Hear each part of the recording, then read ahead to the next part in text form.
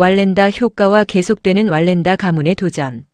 왈렌다 효과 WALENDA 이펙트라는 말은 전설적인 외줄타기 고개사 칼 WALENDA의 사고에서 유래한 심리학적 개념입니다. 그는 독일 출신의 미국 서커스 고개사로 가족 고개단 더 플라잉 WALENDAS의 리더였습니다. 칼 왈렌다는 평생 수많은 위험한 외줄타기 공연을 성공적으로 해내며 세계적으로 유명한 고개사였습니다. 하지만 그의 인생은 예상치 못한 순간의 끝을 맞이합니다. 사람들은 그를 외줄 위의 전설이라고 불렀습니다. 하지만 그의 인생은 예상치 못한 순간의 끝을 맞이합니다. 1978년 당시 73세였던 그는 푸에르토리코 샌완에서 약 23m 높이에 설치된 줄을 타는 공연을 합니다. 푸에르토리코 그는 이 공연을 마지막으로 은퇴할 생각이었습니다. 그런데 그만 그날 추락해 세상을 떠났습니다. 사고 후 그의 아내는 한 가지 의미심장한 말을 남겼습니다. 남편이 마지막 공연을 준비하던 몇 달 동안 평소와 달리 어떻게 하면 떨어지지 않을까라는 걱정을 계속했다는 것입니다. 평소에 칼 왈렌다는 달랐습니다. 그는 줄 위에서 떨어지지 않는 것을 생각하지 않았습니다. 그는 단지 줄을 타는 것 자체에 집중했고 그 일을 즐겼습니다. 하지만 마지막 공연을 준비하면서 그의 마음은 달라졌습니다. 줄을 잘 타는 것보다 떨어지지 않으려는 두려움이 더 커졌던 것입니다. 이 사건 이후 심리학자들은 실패에 대한 두려움과 걱정 때문에 오히려 자신의 능력을 제대로 발휘하지 못하고 실패할 가능성이 높아지는 현상을 왈렌다 효과라고 부르게 되었습니다. 그런데 이 이야기에는 또 하나의 이어지는 장면이 있습니다. 칼 왈렌다의 가족 가운데 그의 길을 이어 걷는 사람이 등장합니다. 바로 그의 손자 닉 WALENDA입니다. 닉 왈렌다는 어린 시절부터 외줄타기를 배우며 성장했습니다. 그리고 조부가 걸어갔던 길을 이어가겠다는 마음으로 세계적인 하이와이어 고개사가 되었습니다. 그는 단순히 전통을 이어받는 데서 멈추지 않았습니다. 오히려 더 위험하고 더 어려운 도전에 계속해서 나섰습니다. 2012년 그는 세계적인 폭포인 나이에그러 폴즈 위를 가로지르는 외줄타기에 성공했습니다. 거센 바람과 물안개가 가득한 폭포 위에서 약 550m 길이의 줄을 걸어 건너는 도전이었습니다. 이 일은 수십 년 동안 아무도 시도하지 못했던 일이었고 전 세계의 시선이 그에게 집중되었습니다.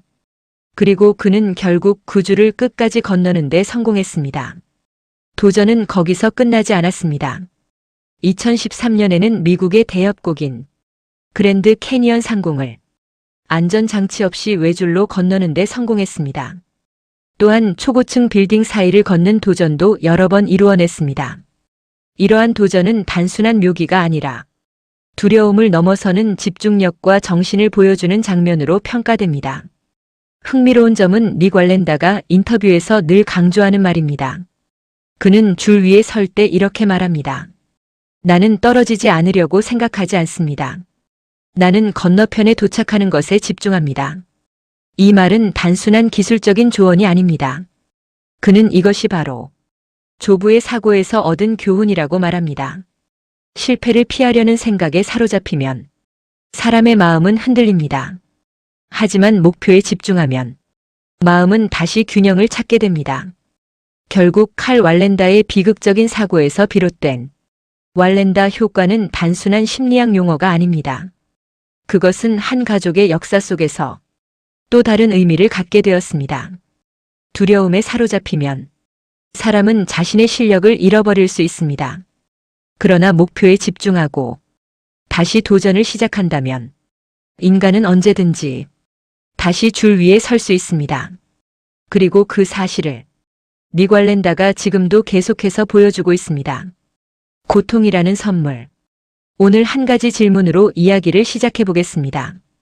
여러분은 고통을 어떻게 생각하십니까? 대부분의 사람들은 고통을 가능한 한 피하고 싶어 합니다. 고통이 없는 삶이 가장 좋은 삶이라고 생각합니다. 그런데 한 외과 의사가 정반대의 이야기를 합니다. 그는 말합니다. 고통은 인간에게 주어진 선물이다. 이 이야기는 한 권의 책에서 시작됩니다. 책의 제목은 고통이라는 선물. 이 책은 미국의 외과 의사 폴 브랜드와 작가 필립 얀 씨가 함께 쓴 책입니다. 특히 폴 브랜드는 세계적으로 유명한 한센병 전문 외과 의사였습니다. 이 책의 첫 장에는 아주 충격적인 이야기가 등장합니다. 어느 날 병원에 4살짜리 여자아이가 찾아옵니다. 아이의 이름은 타냐였습니다. 아이의 얼굴은 놀랍게도 밝았습니다. 싱글벙글 웃으면서 병원에 들어왔습니다. 그런데 몸의 상태는 심각했습니다. 발목이 붕대로 칭칭 감겨 있었고 붕대에는 피가 잔뜩 묻어 있었습니다. 의사가 붕대를 하나씩 풀기 시작합니다. 그런데 붕대를 풀자 발목이 앞뒤로 흔들립니다. 붕대를 다 풀어보니 이미 피부는 심하게 괴사되어 있었고 괴사된 피부 사이로 뼈가 보일 정도였습니다. 그런데 이상한 점이 하나 있었습니다. 아이의 표정입니다. 몸은 심각하게 손상되어 있는데 아이의 얼굴은 아무렇지도 않았습니다. 왜 그럴까요? 그 아이가 앓고 있던 병은 한센병이었습니다. 이 병의 특징 중 하나가 고통을 느끼지 못한다는 것입니다. 의사는 어머니에게 물었습니다. 언제부터 이런 증상이 있었습니까? 어머니는 울면서 이야기합니다. 아이를 처음 이상하게 느낀 것이 약 17개월쯤 되었을 때였습니다. 어느 날 아이 방이 너무 조용해서 문을 열어보았다고 합니다. 그런데 아이가 자기 손가락을 물어 피를 내고 그 피로 벽에 그림을 그리고 있었습니다. 아이가 아프지 않았기 때문입니다. 또 어떤 날은 아핀을 방에 뿌려놓고 그 위를 걸어 다니기도 했습니다. 그 위에 누워있기도 했습니다. 하지만 아이는 아프지 않았습니다. 그래서 상처는 계속 생기고 상처는 방치되고 결국 감염이 생기고 피부와 뼈가 망가지기 시작한 것입니다. 당시 사람들은 한센병이 피부를 녹이고 뼈를 녹이는 병이라고 생각했습니다. 하지만 폴 브랜드 박사는 환자들을 치료하면서 이상한 사실을 발견합니다. 한센병 환자의 손을 잡아보면 손가락은 없어도 근육은 살아있다는 것입니다. 그래서 그는 연구를 시작합니다. 그리고 놀라운 사실을 발견합니다. 한센병은 균이 직접 피부를 녹이는 병이 아니었습니다. 고통을 느끼지 못하는 것이 문제였습니다. 상처가 생겨도 아프지 않기 때문에 사람들은 상처를 방치합니다. 그 상처에 감염이 생기고 그 감염 때문에 결국 피부와 뼈가 망가집니다. 즉 사람을 망가뜨리는 것은 상처 자체가 아니라 고통을 느끼지 못하는 것이었습니다. 그래서 폴 브랜드는 이런 말을 합니다. 나는 인간의 신체 가운데 가장 잘 설계된 기능 중 하나가 바로 고통이라고 생각한다. 그리고 이렇게 말합니다. 만약 내가 한센병 환자들에게 단 하나의 선물을 줄 수 있다면 나는 고통을 주고 싶다. 아픔을 느낄 수 있는 능력. 그것이 그들에게 가장 필요한 것이기 때문입니다. 폴 브랜드의 삶도 매우 특별했습니다. 그의 아버지는 인도 선교사였습니다. 그래서 그는 인도에서 태어나 자랐습니다. 이후 영국에서 의학을 공부하고 다시 인도로 돌아가 한센병 환자들을 위해 평생을 헌신했습니다. 그가 이 책을 쓸 때 나이는 79세였습니다. 그는 자신의 인생을 돌아보며 흥미로운 이야기를 합니다. 자신은 인도에서 27년, 영국에서 25년, 미국에서 27년을 살았다고 합니다. 그리고 각 나라 사람들이 고통을 대하는 태도가 완전히 다르다는 것을 발견합니다. 영국에서는 그가 2차 세계대전을 경험했습니다. 런던이 폭격을 당하던 시기였습니다. 도시는 무너지고 폭격이 이어졌습니다. 그런데 전쟁이 끝난 후 사람들에게 이런 질문을 했습니다. 당신 인생에서 가장 의미 있었던 시기는 언제입니까? 놀랍게도 많은 사람들이 이렇게 말했습니다. 전쟁 때였습니다. 그때 사람들은 서로를 도왔고 서로를 붙잡았고 함께 버텼기 때문입니다. 그 후 그는 인도로 갑니다. 그곳에서 그는 또 다른 모습을 발견합니다. 가난과 고통이 늘 존재하는 환경이지만 사람들은 고통을 받아들이며 살아가고 있었습니다. 고통을 피하려 하기보다 고통을 견디는 법을 배우며 살아가는 사람들이었습니다. 그리고 나중에 미국으로 갑니다. 미국에서 그는 또 다른 특징을 발견합니다. 사람들은 어떤 희생을 치르더라도 고통을 피하려 합니다. 고통을 경험하는 일은 적지만 고통을 두려워하는 마음은 훨씬 더 크다는 것입니다. 그래서 그는 자신의 경험을 이렇게 정리합니다. 영국 사람들은 대의명분을 위해 고통을 견뎠고, 인도 사람들은 고통을 예상하고 두려워하지 않는 법을 배웠으며, 미국 사람들은 고통을 적게 겪는 대신 고통을 더 두려워했습니다. 그리고 마지막으로 이런 말을 남깁니다.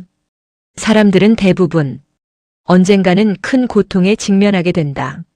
하지만 우리가 어떤 태도를 가지느냐에 따라 그 고통이 우리에게 어떤 영향을 미칠지가 결정된다. 그래서 질문을 하나 남깁니다. 고통은 정말 나쁜 것일까요? 어쩌면 고통은 우리를 망가뜨리는 것이 아니라 우리에게 경고를 보내는 신호일지도 모릅니다. 그리고 때로는 우리의 삶을 바꾸는 가장 중요한 메시지일지도 모릅니다. 그래서 어떤 사람들은 이렇게 말합니다. 고통은 우리 인생의 적이 아니라 우리 인생의 스승일지도 모른다. 내가 꾸는 꿈은 누군가의 꿈이 된다. 여러분은 혹시 이런 생각을 해본 적이 있습니까? 내가 하는 일이 정말 의미가 있을까? 내가 꾸는 꿈이 세상에 어떤 영향을 줄 수 있을까? 이도준 작가의 책 내가 꿈을 꾸면 나는 누군가의 꿈이 된다에는 아주 흥미로운 이야기가 나옵니다. 만약 레오나르도 다빈치가 하늘을 나는 꿈을 꾸지 않았다면 어떻게 되었을까요? 다빈치는 실제로 비행기를 만들지는 못했습니다. 하지만 그는 하늘을 나는 기계의 설계도와 스케치를 남겼습니다. 그 상상력은 수백 년 뒤 사람들에게 영감을 주었습니다. 그 결과 오빌 라이트와 윌버 라이트 형제가 인류 최초의 비행기를 만들게 됩니다. 하지만 이야기의 끝은 거기서 멈추지 않습니다. 비행기가 만들어졌기 때문에 인류는 더 먼 곳을 바라보게 됩니다. 그리고 결국 닐 암스트롱이 인류 최초로 달에 발을 내딛게 됩니다. 이 장면을 텔레비전으로 본 수많은 아이들이 또 다른 꿈을 꾸기 시작했습니다. 나도 과학자가 되고 싶다. 나도 우주를 연구하고 싶다. 한 사람의 꿈이 또 다른 사람의 꿈을 만들어낸 것입니다. 그래서 이도준 작가는 이렇게 말합니다. 누군가의 꿈이 되기 위해 꿈을 꾸라. 꿈을 이루기 위해 노력하되 내가 이룬 꿈이 또 다른 사람의 꿈이 된다는 사명감과 책임감을 가지라. 이 말에는 굉장히 중요한 통찰이 있습니다. 세상을 바꾸는 일은 한 사람이 모든 것을 이루어서 생기는 것이 아닙니다. 어떤 사람은 꿈을 꾸고 어떤 사람은 그 꿈을 현실로 만들고 또 어떤 사람은 그 꿈을 더 멀리 확장합니다. 꿈은 이렇게 세대를 통해 이어집니다. 우리나라의 박지성 선수가 한국 선수 최초로 프리미어 리그에 진출했습니다. 그때 많은 사람들이 말했습니다. 한국 선수가 세계 최고의 리그에서 뛰는 것은 어렵다. 하지만 그는 그 꿈을 이루었습니다. 그 순간 수많은 어린 축구 선수들의 마음속에 새로운 생각이 생겼습니다. 나도 할 수 있다. 그 결과 지금은 많은 한국 선수들이 유럽 리그에서 뛰고 있습니다. 그리고 그 흐름 속에서 손흥민이라는 세계적인 선수가 등장했습니다. 박지성이 손흥민을 직접 만든 것은 아닙니다. 하지만 분명한 것은 그가 길을 열었다는 사실입니다. 우리는 종종 이렇게 생각합니다. 내가 하는 일은 너무 작다. 내 꿈은 세상에 큰 영향을 주지 못할 것이다. 하지만 역사를 보면 그렇지 않습니다. 다빈치도, 라이트 형제도, 암스트롱도 처음부터 역사를 바꾸겠다고 시작한 것은 아닙니다. 그들은 단지 자신이 할 수 있는 꿈을 꾸었을 뿐입니다. 그리고 그 꿈이 다음 사람에게 전달되면서 세상을 바꾸게 된 것입니다. 그래서 중요한 질문이 하나 있습니다. 나는 어떤 꿈을 꾸고 있는가? 왜냐하면 우리가 꾸는 꿈은 어쩌면 지금 이 자리 어딘가에서 누군가에게 용기가 되고 누군가에게 길이 되고 누군가에게 가능성이 될 수도 있기 때문입니다. 어쩌면 우리는 단순히 내 인생의 꿈을 꾸는 것이 아니라 누군가의 미래가 될 꿈을 꾸고 있는지도 모릅니다. 그래서 꿈은 개인의 성공을 위한 것이 아니라 다음 세대를 위한 씨앗일지도 모릅니다. 여러분의 꿈은 누군가의 꿈이 될 수 있습니다. 그리고 그 꿈은 여러분이 생각하는 것보다 훨씬 멀리까지 갈지도 모릅니다. 부지런함의 반대말은 정말 게으름일까? 우리는 어릴 때부터 익숙하게 배우는 것이 하나 있다. 부지런하다의 반대말은 무엇인가? 대부분의 사람은 주저하지 않고 대답한다. 게으르다. 초등학교 2학년 받아쓰기 시험에서도 그렇게 배웠다. 부지런하다의 반대말을 게으르다라고 써야 점수를 받는다. 하지만 조금 다른 관점에서 생각해보면 흥미로운 질문이 생긴다. 정말 부지런함의 반대말은 게으름일까? 성경 잠언 21장 5절은 이렇게 말한다. 부지런한 자의 경영은 풍부함에 이를 것이나 조급한 자는 궁핍함에 이를 따름이니라. 이 구절을 보면 흥미로운 점이 있다. 부지런한 사람과 대비되는 사람을 게으른 사람이라고 말하지 않는다. 성경은 그 반대편에 조급한 사람을 세운다. 다시 말하면 부지런함의 반대는 게으름이 아니라 조급함일 수도 있다는 것이다. 토끼와 거북이 이야기의 진짜 차이. 우리가 너무나 잘 아는 이야기가 있다. 바로 토끼와 거북이의 경주다. 이 이야기에서 많은 사람은 게으른 토끼를 교훈으로 생각한다. 하지만 조금 다른 시각으로 보면 더 중요한 차이가 보인다. 토끼와 거북이의 차이는 속도가 아니다. 그들의 관점이다. 토끼는 경주 내내 거북이를 의식했다. 경쟁 상대를 바라보며 달렸다. 반면 거북이는 토끼를 의식하지 않았다. 거북이의 시선은 오직 목표 지점에 있었다. 토끼는 이렇게 생각했을 것이다. 저 느린 거북이쯤이야. 경쟁 상대를 의식하다 보니 방심이 생겼고 결국 한숨자도 된다고 생각했다. 그러나 거북이는 달랐다. 거북이가 토끼를 이기겠다는 생각으로 경주를 시작했다면 애초에 이 경주를 받아들이지 않았을 것이다. 질 것이 뻔한데 왜 하겠는가. 하지만 거북이의 목표는 토끼를 이기는 것이 아니라 완주하는 것이었다. 그래서 거북이는 미친 듯이 달리지도 않았다. 토끼가 자고 있기를 바라며 초조해하지도 않았다. 그저 자기 걸음을 계속 걸었을 뿐이다. 우리는 토끼처럼 살고 있는가? 이 이야기를 곰곰이 생각하다 보면 하나의 질문이 떠오른다. 우리는 토끼처럼 살고 있는가? 아니면 거북이처럼 살고 있는가? 안타깝게도 많은 사람은 토끼처럼 살아간다. 특히 교육 현장을 보면 그렇다. 아이들이 초등학교에 입학하는 순간부터 세상은 경쟁을 강조한다.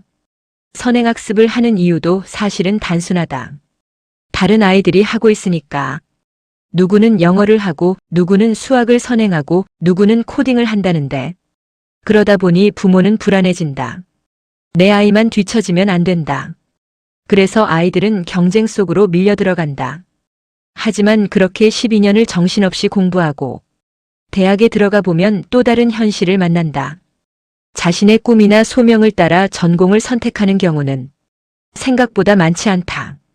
대부분은 점수에 맞춰 전공을 선택한다. 그리고 많은 학생이 대학 4년 동안 고민한다. 내가 왜 이 공부를 하고 있지? 이 현상은 결국 목표가 아니라 경쟁을 중심으로 살아온 결과일지도 모른다. 중요한 것은 속도가 아니라 방향이다. 거북이는 빠르지 않았다. 하지만 방향이 분명했다. 토끼는 빨랐다. 하지만 시선이 흔들렸다. 결국 인생에서 중요한 것은 속도가 아니라 방향이다. 목표를 향해 꾸준히 걸어가는 사람은 느려 보여도 결국 목적지에 도달한다. 반대로 경쟁에만 집중하는 사람은 속도가 빨라도 길을 잃기 쉽다. 그래서 옛말에 이런 말이 있다. 개는 짖어도 기차는 간다. 기차는 개가 짖는다고 속도를 바꾸지 않는다. 개가 짖지 않는다고 멈추지도 않는다. 기차는 그저 자기 궤도를 따라 계속 달릴 뿐이다. 어쩌면 이것이 가장 아름다운 삶의 모습일지도 모른다. 다른 사람의 속도에 흔들리지 않고 경쟁에 마음을 빼앗기지 않고 자기 길을 알고 자기 속도로 목표를 향해 걸어가는 삶. 그것이 조급함이 아닌 진짜 부지런함의 모습일 것이다.